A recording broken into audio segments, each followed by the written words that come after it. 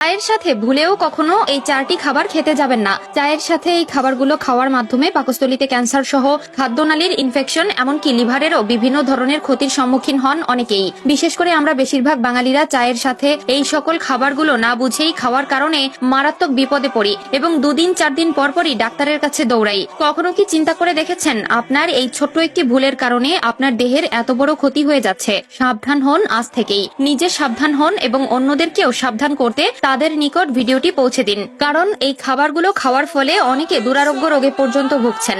চায়ের সাথে এই সকল খাবার খেলে চায়ের প্রতিক্রিয়াটা উল্টো বিপরীত প্রতিক্রিয়া হয়ে ওঠে, যা একটি মানব শরীরের জন্য অত্যাধিক ঝুঁকিময়। তাই সুস্থ জীবন অতিবাহিত করতে হলে আজ থেকেই পাল্টাতে শুরু করুন আপনার বা আপনার পরিবারের এই অভ্যাসগুলো। প্রিয় দর্শক, চা বর্তমান বাংলাদেশের সর্বোচ্চ গ্রহণকৃত পানীয়। কনকনে শীত হোক কিংবা মাটি ফেটে যাওয়ার মতো গরম পড়ুক না কেন, যাদের চা খাওয়ার অভ্যাস আছে তাদের চা খাওয়া থেকে কেউ আটকাতে পারে না। আমাদের মধ্যে অধিকাংশেরই প্রতিনিয়ত সকালটা শুরু হয় ধোয়া ওঠা 1 কাপ চা এবং 2টা বিস্কুট কিংবা অন্য কোনো খাবার দিয়ে। কিন্তু আমাদের মধ্যে অনেকেই জানে না যে এই চা পানের মাধ্যমেই আমাদের মধ্যে অনেকেই ঝুঁকে পড়ছেন মৃত্যুর দিকে।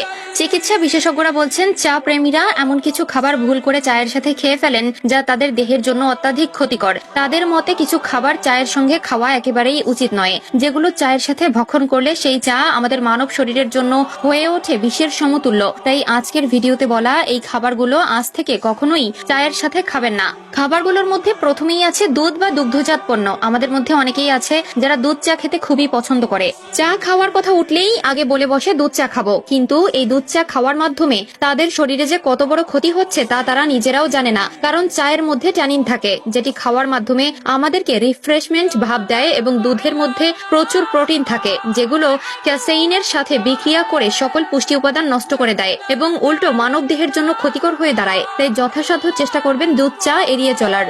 দ্বিতীয় জিনিসটি হলো ময়দা বা বেসন জাতীয় খাবার।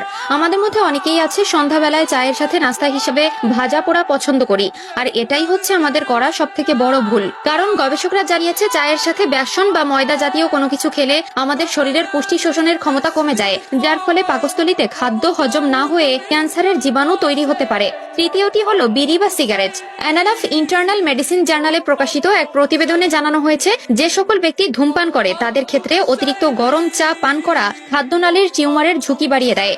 চতুর্থ বিষয়টি হলো লেবু দিয়ে চা খাওয়া বা লেমন টি গ্রহণ করা। চায়ের মধ্যে অনেকেই টক জাতীয় কিছু পছন্দ করেন, তার মধ্যে অন্যতম হচ্ছে লেবু, এবং আমরা সকলেই জানি লেবুতে সাইট্রিক অ্যাসিড থাকে। একইভাবে লেবু মিশ্রিত চা খেলে আমাদের হজম শক্তি কমে যায় এবং আয়রন শোষণের ক্ষমতা কমে যায়।